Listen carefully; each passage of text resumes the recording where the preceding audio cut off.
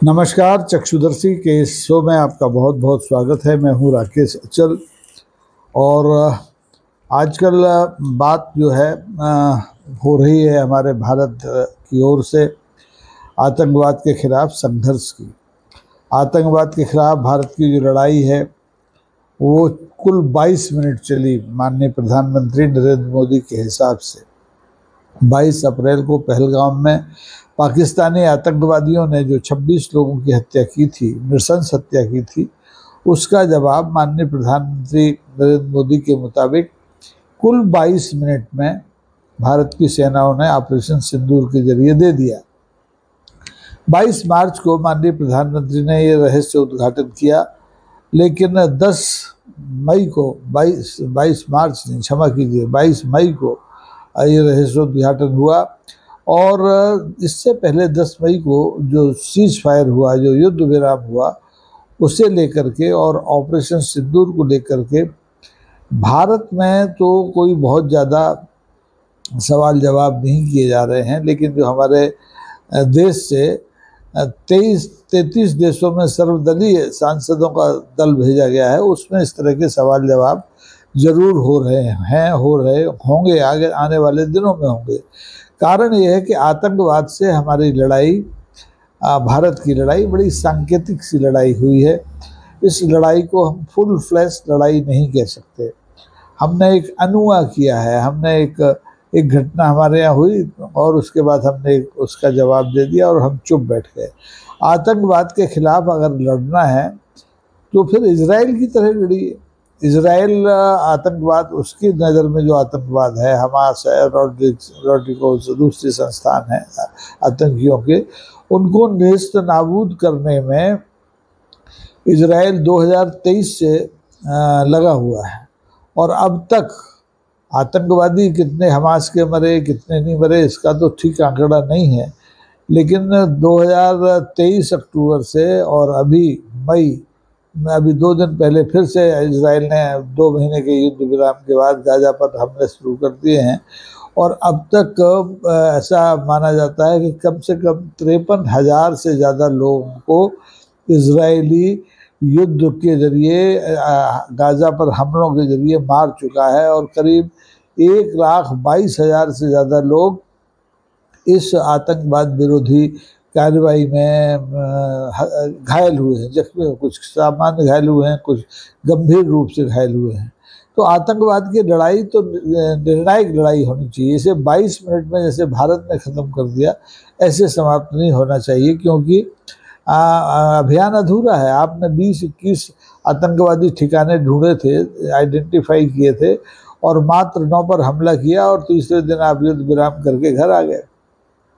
तो इसको लड़ाई नहीं कहते।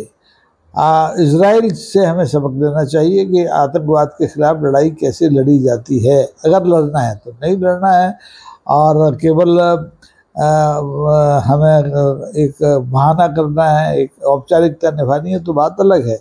अन्यथा जिस ढंग से इजराइल हमास के खिलाफ लगातार 23, 24, 25, तीसरा साल शुरू हो गया है, लगातार अभियान चलाए हुए है, भारत को भी इस तरह का एक अनवरत, एक सतत अभियान आतंकवाद के खिलाफ, पाकिस्तानी आतंकवाद के खिलाफ चलाना चाहिए।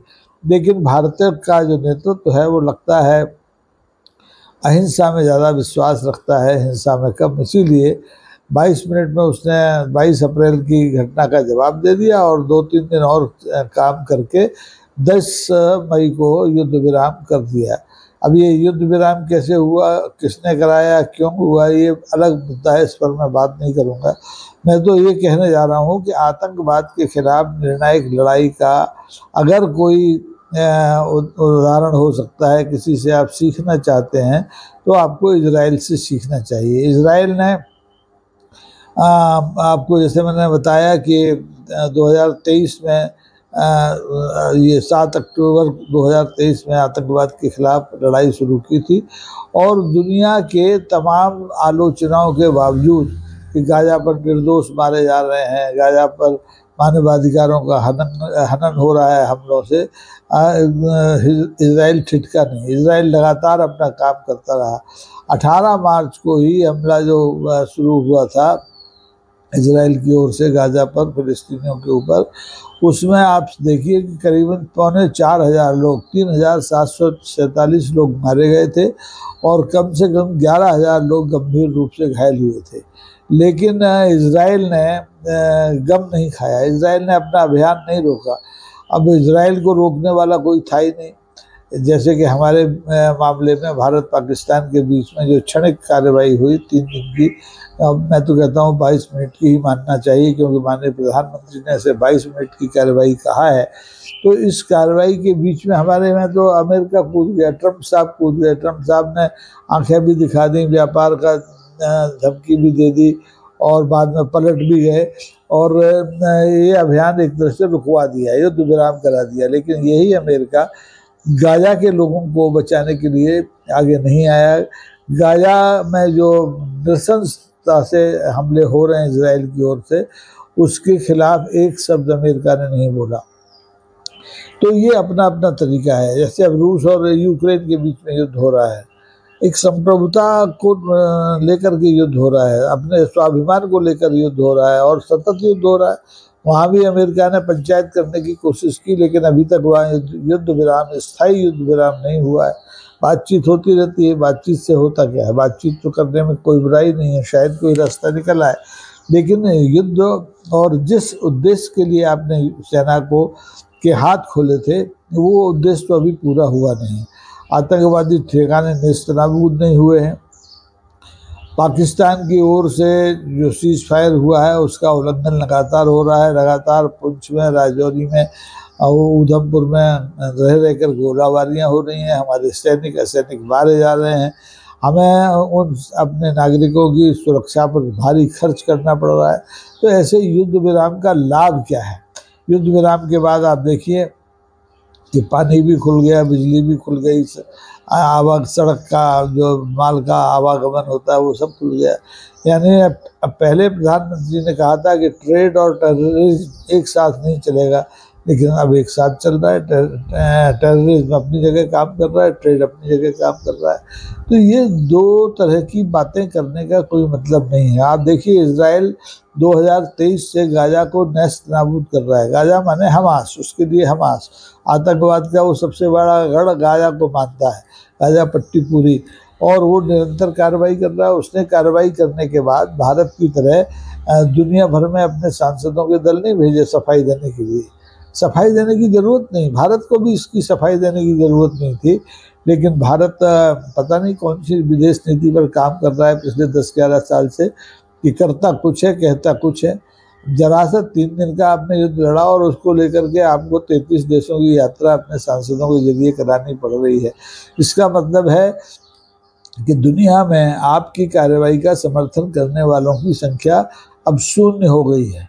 पाकिस्तान के साथ तो आप देखिए खुल करके चीन भी खड़ा हुआ है। चीन लगातार हथियारों की सप्लाई कर रहा है, लड़ाकू विमानों की सप्लाई कर रहा है। तुर्की, अजरबैजान भी खड़ा हुआ है। अमेरिका भी पीछे से आप देखिए फंडिंग कर ही रहा है किसी न किसी तरह से। लेकिन आपके साथ कौन है? आपके साथ कोई नहीं है। आपके सबसे पहले तो पड़ोसी आपके साथ होने चाहिए थे। आपके साथ बांग्लादेश होना चाहिए था, श्रीलंका होना चाहिए था, नेपाल होना चाहिए था, भूटान होना चाहिए था और मलेशिया होना चाहिए था। लेकिन ये कोई आपके साथ नहीं है। इसलिए मजबूरी में आपको मात्र 4 दिन के युद्ध के बाद अपने सांसदों को 7 दलों को 33 देशों में भेजना पड़ रहा है। इजराइल ने ये ज़रूरत आज तक महसूस नहीं की। इजराइल ने अभी 24 घंटे पहले जो हमले गाजा पर किए उसमें 79 फ़लस्तीनी मारे गए, 211 लोग घायल हो गए। हमारे यहाँ तो इस 3 दिन के युद्ध में और जो 26 तारीख की जो नृशंस वारदात हुई पहलगाम की, उसे मिलाकर के मुश्किल से 40-50 लोग हताहत हुए होंगे, शहीद हुए होंगे या मारे गए होंगे। लेकिन गाजा पर जो नृशंस हमले हो रहे हैं उसमें तो मरने वालों की तादाद हज़ारों तक पहुंच गई है। 53,901 लोग तो ऑफिशियली मारे जा चुके हैं गाजा में। यानी कि बहुत व्यापक पैमाने पर नृशंसता वहाँ पर बरती गई है। कहते हैं वहाँ इस तरह से नाकाबंदी इजराइल ने कर रखी है गाजा के लोगों की, कि वहाँ लोग भूखमरी का शिकार हो रहे हैं। 20 लाख से ज़्यादा लोगों के पास 1 जून का भोजन नहीं है। मानवाधिकारों का खुला उल्लंघन हो रहा है, लेकिन इजराइल को किसी की फिक्र नहीं है। ना इजराइल अमेरिका की फिक्र कर रहा है, ना इजराइल रूस की फिक्र कर रहा है, ना इजराइल चीन की फिक्र कर रहा है, ना इजराइल संयुक्त राष्ट्र की चिंता कर रहा है, न सुरक्षा परिषद की चिंता कर रहा है। इजराइल अपने अभियान में लगा हुआ है। भारत भी अगर चाहता तो पाकिस्तान में होने वाले आतंकी प्रशिक्षण को, आतंकवादियों की पाठशालाओं को, आतंकवादियों की नर्सरीज को पूरी तरह से नेस्तनाबूद करता तो शायद बात बन जाती और कुछ स्थायी शांति होती हमारी सीमाओं के आसपास के इलाकों में। लेकिन भारत ने ये सब नहीं किया। भारत एक औपचारिक युद्ध करके रह गया। भारत ने इससे अच्छा तो आप देखें कि कारगिल में जो अटल जी के टाइम में हुआ था, 56 दिन तक लड़ाई चली थी। उससे पहले आप देखें 1971 में जो पाकिस्तान और भारत के बीच युद्ध चला, वो 19 दिन चला और उसमें पाकिस्तान के 2 टुकड़े हो गए। अगर ये जो 7 मई 2025 को ऑपरेशन सिंदूर जो शुरू किया गया था, अगर ये 10-5 दिन, 15 दिन, 20 दिन भी चलता तो फिर से पाकिस्तान के 2 टुकड़े और हो सकते थे, बलूचिस्तान अलग हो सकता था।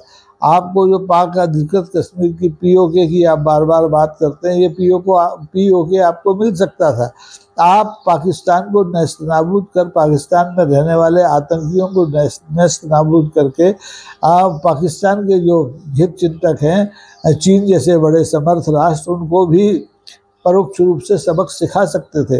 लेकिन आपके पास बिल्कुल भी नैतिक साहस नहीं था। इसलिए आपने 22 मिनट कार्रवाई की, 3 दिन लोगों को, भारत के लोगों को भ्रम में रखा और चौथे दिन 10 तारीख को आपने युद्ध विराम स्वीकार कर लिया। अब ये युद्ध स्वीकार कर लिया, ये तो मैं इसलिए कह रहा हूँ क्योंकि भारत सरकार कहती है कि युद्ध विराम का प्रस्ताव पाकिस्तान की ओर से आया था। लेकिन जो खबरें चारों तरफ फैल रही हैं, उस पर लोग भरोसा करने को तैयार नहीं है कि भारत सरकार जो कह रही है वो सही है। भारत सरकार के मंत्री हों, भारतीय जनता पार्टी के सांसद हों, विधायक हों, वो खुद कह रहे हैं कि ये जो युद्ध विराम हुआ है ये अमेरिका के हस्तक्षेप से हुआ है, अमेरिका के मध्यस्थता से हुआ है। यहाँ तक कि भारतीय जनता पार्टी के लिए काम करने वाले कांग्रेस के मुखर सांसद शशि थरूर का भी ये कहना है कि ये जो युद्ध विराम हुआ है इसमें अमेरिका ने रचनात्मक सहयोग दिया है। इसको कहते हैं भाषा की जगलरी। रचनात्मक सहयोग, सीधे आपको दबाव डाल के युद्ध विराम कराना, इसमें कितना अंतर है ये समझने की ज़रूरत है। तो कुल मिलाकर मैं ये कहना चाहता हूँ कि भारत की सरकार को अगर आतंकवाद के खिलाफ ईमानदारी से कार्रवाई करनी है तो इस तरह के टोटकों से बचना चाहिए। एक निर्णायक युद्ध पाकिस्तान के साथ करना चाहिए। मैं युद्ध का बिल्कुल हामी नहीं हूँ, मैं युद्ध के हमेशा खिलाफ हूँ। मैं अटल जी की तरह हमेशा कहता हूँ कि हम युद्ध ना होने देंगे, लेकिन जब युद्ध हो ही जाए, जब लोग आपके जो आरती है आपके सिर पर चढ़ के बैठ जाए दुश्मन, तब तो आपको युद्ध करना पड़ेगा। ऑपरेशन सिंदूर आपने तभी तो किया जब पहलगाम में 26 लोग मर गए। तो ऐसे में जब श्री गणेश कर ही दिया था तो इसको आगाज को अंजाम तक ले जाने की जिम्मेदारी भी भारत सरकार को हमारे सेना के ऊपर छोड़ देनी चाहिए थी। उसके हाथ अचानक नहीं बांधने चाहिए थे। ये एक बहुत बड़ी गलती की है भारत सरकार ने। अब इस गलती को कोई माने या न माने ये अलग बात है, लेकिन ये सरकार की आलोचना नहीं है। मैं बार बार कहता हूँ कि सरकार ने अपने तय जो किया होगा अच्छा किया होगा, लेकिन सरकार को अगर आतंकवाद के खिलाफ कार्रवाई करनी है तो इजराइल से प्रेरणा लेनी चाहिए। इजराइल जिस ढंग से पिछले 3 साल से गाजा पर हमले कर रहा है, गाजा को उसने शमशान में बदल दिया है, उस तरह की कोई कार्रवाई हम अगर कर पाते तो निश्चित तौर पर आतंकवाद की कमर टूटती है, आतंकवाद बरसों तक अपने पैरों पर खड़ा नहीं हो पाता। लेकिन आप देखें कि जो भारत कर रहा है उससे पहले अमेरिका कर चुका है। अमेरिका में जब ट्विन टावर्स गिराए गए पाकिस्तानी आतंकवादियों के द्वारा, तो अमेरिका ने क्या किया, ओसामा बिन लादेन को खोजा और उसको टारगेट करके निपटा दिया, मार दिया। लेकिन ओसामा बिन लादेन के मारे जाने से कोई आतंकवाद समूल तो नष्ट नहीं हो गया।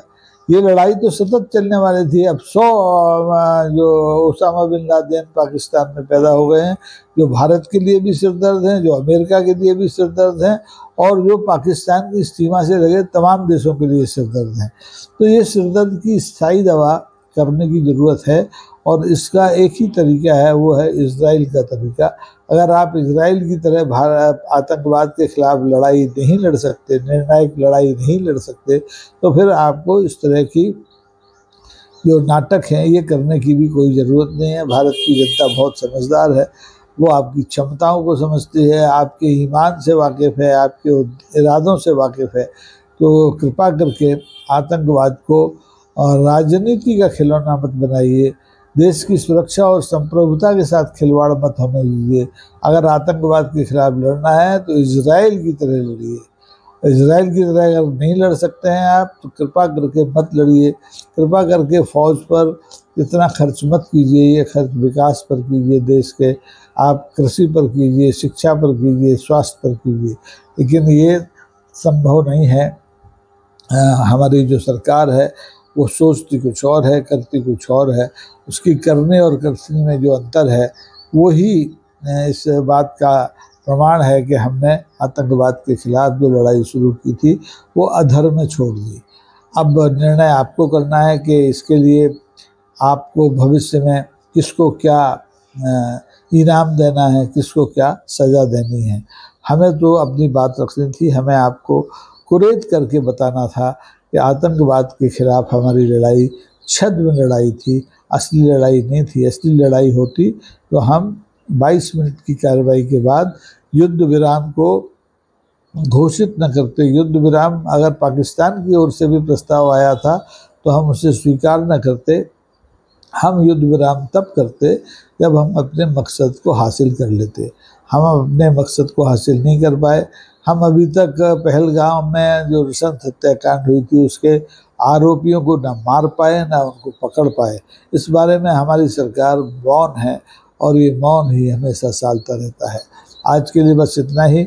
अगर आपको समझ में आता है कि ये जो बात हमने कही है, ये जो बात आपने सुनी है, ये 4 कानों से 2 मेरे कान 2 आपके कान, इनसे बढ़कर बहुत से कानों तक जाए, तो कृपा करके इस चैनल को सब्सक्राइब कीजिए, इस वीडियो को शेयर कीजिए, और बहुत कृपा हो अगर आप इसे लाइक भी करें।